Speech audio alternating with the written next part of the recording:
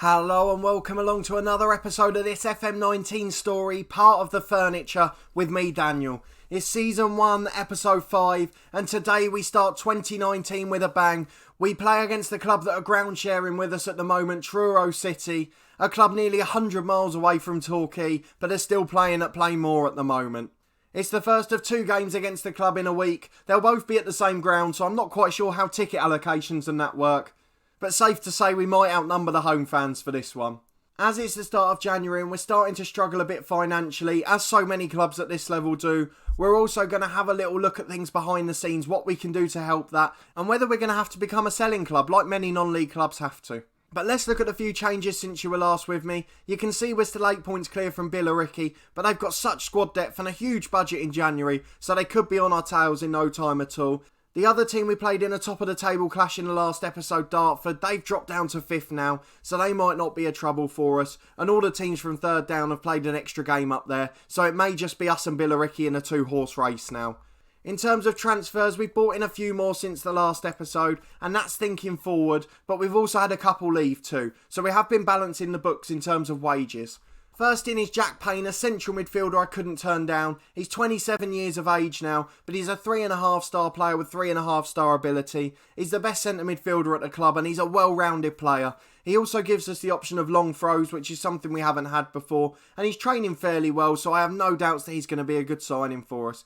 He's played just the 3 league games so far and got an average of over 7, so he's a player that I think is going to make a difference in this run-in. His professional personality will also help with our mentoring groups, something we mentioned a couple of episodes ago, as we have a lot of young players at the club who need a bit of support and a bit of leadership off the pitch.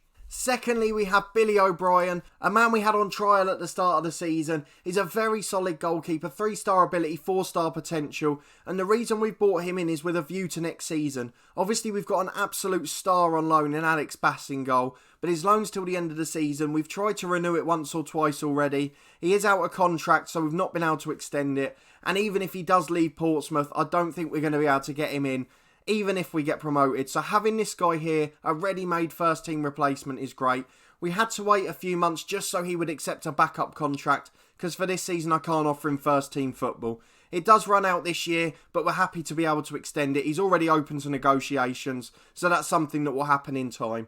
Obviously the difference between this story and the head coach is we're in charge of transfers and contracts, so we will be able to offer him a deal ourselves to make sure we don't lose out. And at 23 years of age, he's got plenty of improvement in him. The last one just joined the club permanently today. After 2 days away following his loan spell ending, Mikhail Kennedy is here on a permanent. He accepted a contract as the joint highest paid player at the club. Although it does look a lot of money, we were paying a little bit towards his loan deal when he wasn't playing. So it's not too much of an expense for us and one we expected to have. And we've been able to get a couple of players out with a few more pending too. But an absolute no-brainer. He scored nearly 1 a game. And he's been a key man at the club, which is going to fire us to promotion. And the quicker we get back to the National League, the quicker our budget becomes sustainable again.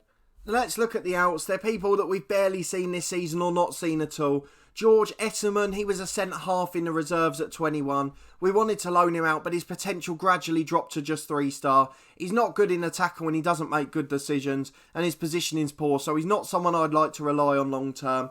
We want to gradually get to a stage where we can play the ball out from the back, and that certainly isn't going to be this man.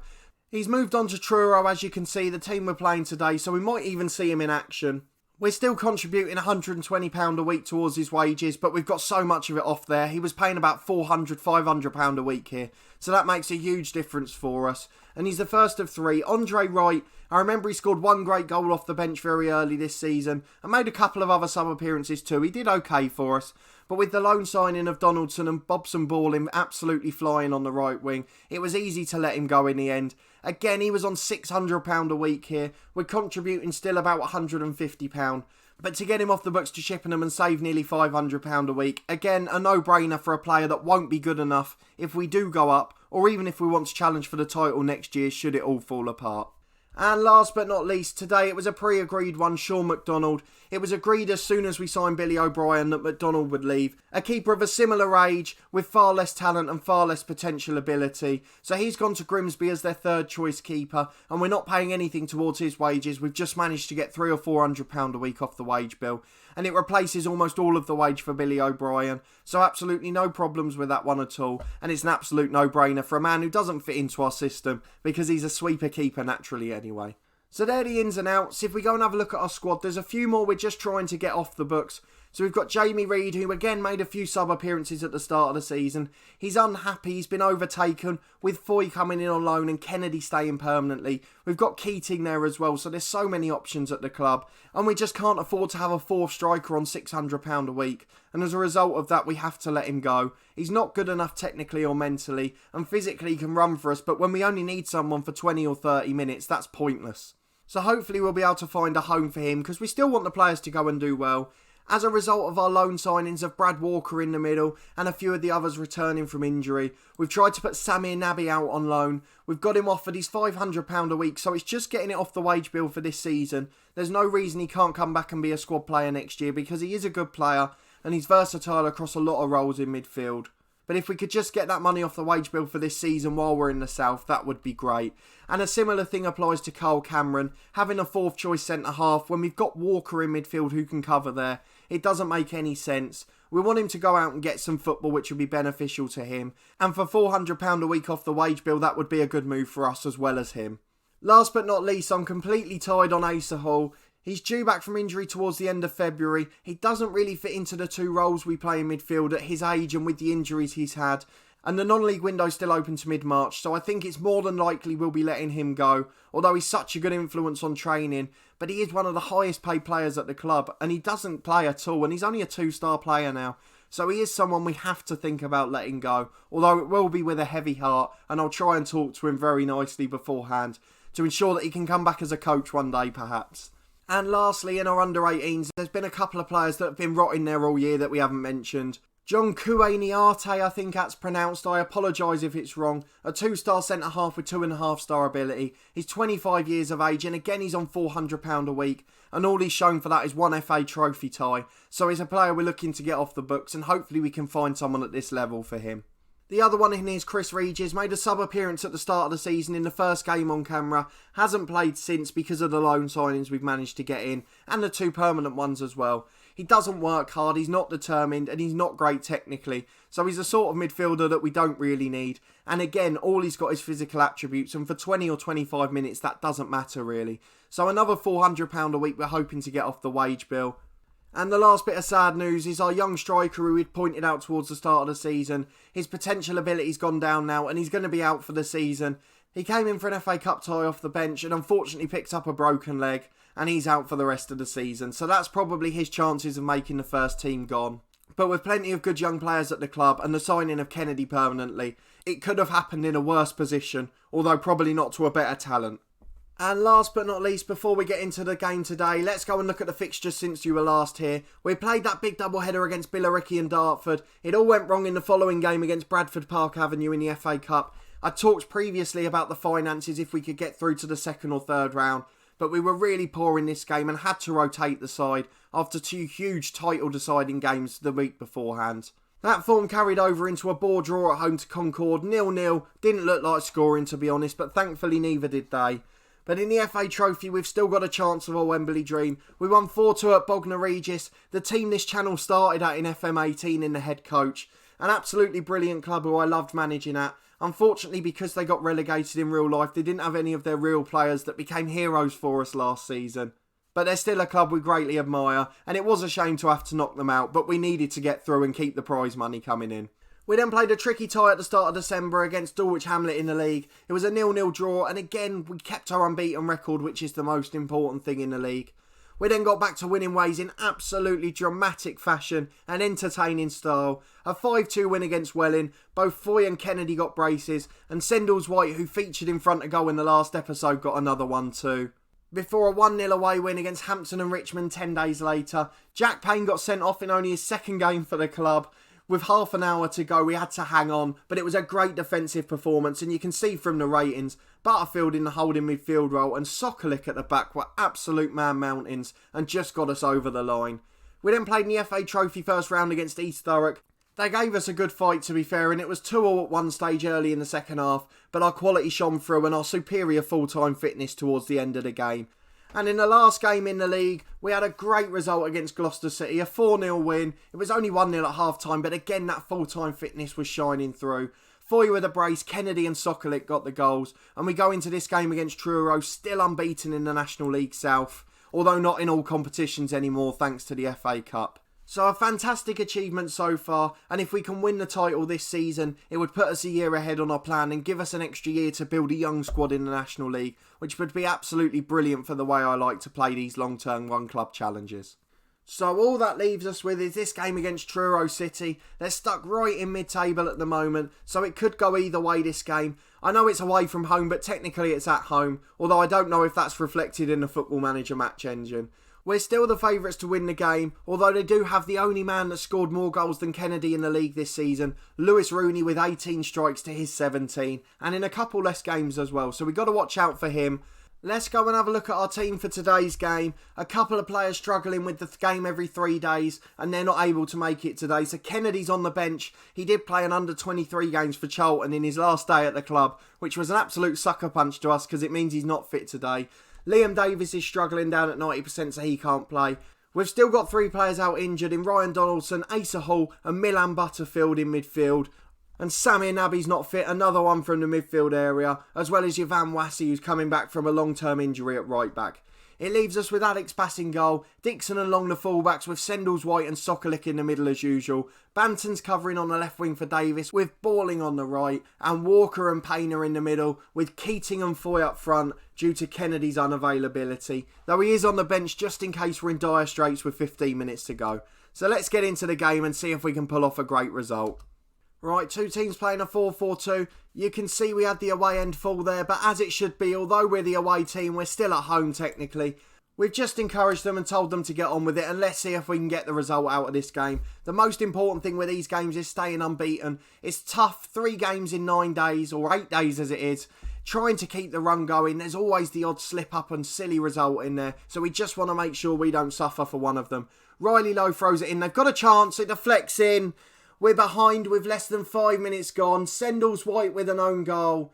An absolute dream start for Truro City. They've got that right. And that's such a poor goal to give away. But we've got a corner now. Payne's lost out in the air and it's cleared away. Only as far as Walker. Walker's going to get it back into the middle to Dixon. Dixon with a long ball up the field. But unfortunately it's cleared away. But it's straight in. The keeper's fumbled it and it's cleared away. Esserman is at the back as predicted for Truro. Long's got the ball back and we clear away with Balling. Ball to Payne over halfway. Payne's not ideal in the box-to-box role, but they're the only 2 midfielders fit, really. He's brought it to Walker, into Foy, back to Walker again. We just can't work that opening. We're keeping the ball nicely, though. Banton crosses to Keating, but they're headed straight at the keeper, and it's comfortable for Truro, who lead 1-0, a result they probably weren't expecting early doors. I just don't want the unbeaten run to go, and I'm a bit alarmed to see a few of our players with a disinterested attitude, so I might have to give them a kick up the backside soon if they don't respond.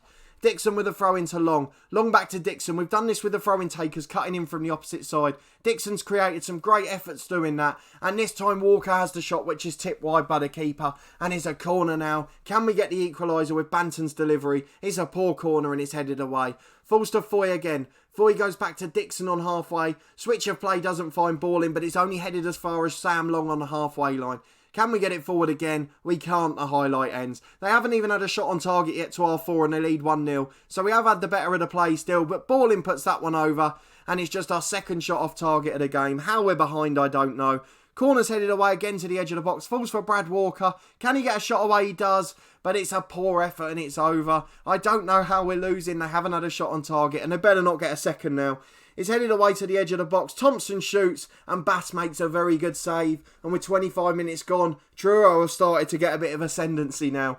Corner in from Harding. Finds Esserman, the former player of ours, and is headed away and Foy gets it further out. They're still disinterested, which I'm not happy with. I'm going to get them to demand more and see if we can get any reaction from it. We have. They're all focused now. So let's see if we can get back on level terms before the break. Riley Lowe heads it away to Thompson on the left. Lovely switch of play and Truro are starting to attack more than us now. Thompson on the left again to Smallcombe. Smallcombe out to Riley Lowe. Tries to switch the play. Banton should win it but doesn't get anywhere near it. Dixon's missed the header and he's got out of jail there because Harvey has wasted an absolutely clear-cut chance. The former Plymouth Youth prospect, he's normally a good finisher, but that one he's absolutely ballooned. And luckily for us, it's still 1-0. It could have been a nightmare going into the break there.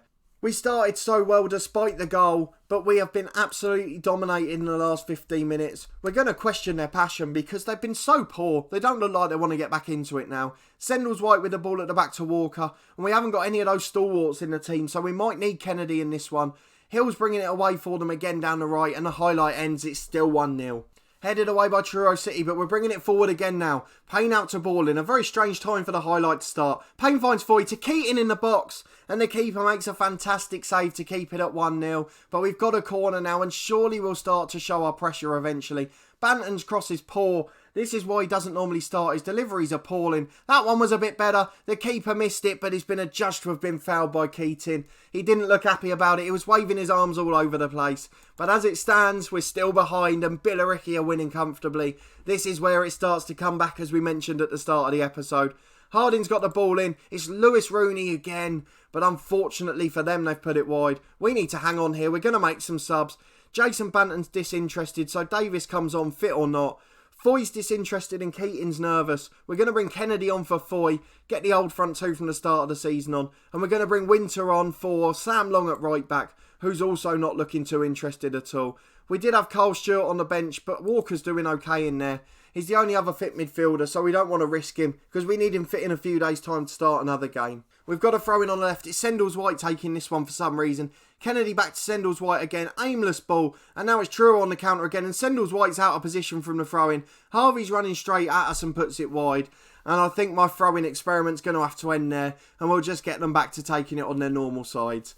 20 minutes to go and we're still behind. And I really can't see us scoring now. Dixon with an out-swinging corner. Hartridge heads it away from the striker's head, and Harvey's going to clear it away now. He's got acres of space, as we don't close down at all. The back pass was poor, but the keeper gets there in time. Winter finds Payne as we bring it forward again. Walker gets the ball up down the right-hand side, but Riley Lowe can head away comfortably. And now it's Truro with time on the counter-attack again. We're going to switch to attacking after this highlight. I just want to see it out, because if it goes to 2, we're going to have to think outside the box. Harding's bringing it forward down the middle to Lewington on the left. Finds Riley Lowe. It's into Rooney. It's 2-0. This is game over. We're going to lose our first league game of the season. And I'm absolutely disgusted with this performance. It is so poor. And I'm going to give him another kick up the backside. We're going to demand more. Shots gone wide. And to be honest, if that's all we can muster up, we don't deserve a result. I know Lewis Rooney scored the most goals in the league this season, but they're still in mid-table, and we haven't looked like scoring since the first half an hour. I'm so unhappy with the performance, and things are going to have to change up for the next game as a warning. 3 games in 8 days, and a small squad of injured players is starting to show now. But unfortunately, there's not much we can do about that, as we're financially restricted, and this is where Billericay start to show their muscle in terms of financial resources. Dixon heads the ball away to Walker. There's only 15 seconds left, so even 1 now doesn't matter. Esserman goes back to the keeper and it's cleared. And it's just about time for the whistle now. And our lead is going to be cut into 5 points. Billericay have won. We've lost. And that is a very big wake-up call for us. We're going to get aggressive with that one because it was absolutely appalling in the second half. We didn't look like fighting back. And Truro City have won at home to the home team technically. So this is why I warned an 8-point lead wasn't that much in the grand scheme of things. Billericay have got time to come and bring in players. They've got the resources, whereas we're fighting to try and balance the books. We're going to have a look at the schedule to see when we're going to be back. Hopefully we've got a few more out of the club because there's one more we want to bring in a position we're short. We're probably going to come back towards the end of the month for that Ebbsfleet FA Trophy tie. Against the National League side, it'll be a big one. And then we'll play against Oxford City in the game after as well. Do another episode with a double header where we focus on the pitch on 2 different trophies. But that will be all for this episode. If you did enjoy it, please put a thumbs up on the video. Let me know in the comments what you think of our poor performance, what you think of the players going in and out of the club. Subscribe to the channel for daily Football Manager content from this part of the Furniture series, as well as my other FM19 story, The Head Coach. If you haven't seen the last couple of episodes of that, go back and catch up because it has been an absolute whirlwind start and it's fair to say it hasn't gone quite as well as this one had up until today. A massive thanks for watching as always and following the series, and we'll see you next time.